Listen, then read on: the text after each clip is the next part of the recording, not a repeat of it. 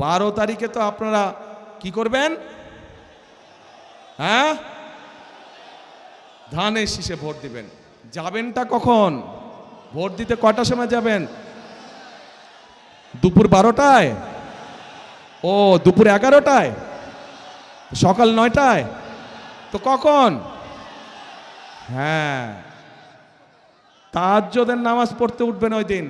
আল্লাহর কাছে রহমত চাইবেন যে যাতে সারা দেশের ধানের শীষ জয়যুক্ত হতে পারে, এই রহমত চাইবেন আল্লাহর কাছে।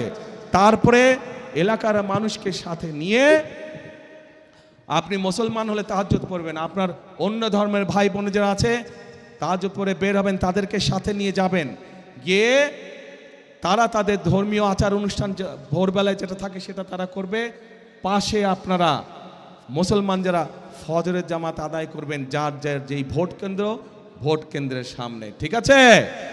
করে লাইন দিয়ে দাঁড়াবেন, ভোট শুরু হবে, সাথে সাথে ভোট দেওয়া ইনশাল্লাহ শুরু করবেন। কিন্তু ভোট দিয়ে সাথে সাথে চলে আসলে চলবে না। কি করা লাগবে? থাকতে হবে, কড়ায় গন্ডায় বুঝে নিয়ে আসতে হবে। কেন এই কথাটা বললাম?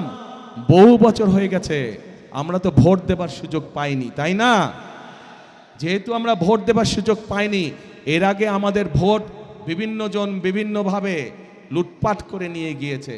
এবার সেই জন্য আমাদেরকে সজাগ থাকতে হবে যাতে কেউ আমাদের ভোট লুটপাট করে নিয়ে যেতে না পারে। পারবেন তো পাহারা দিয়ে সতর্ক থাকতে? ইনশাল্লাহ। Next level, well done, side by side, free.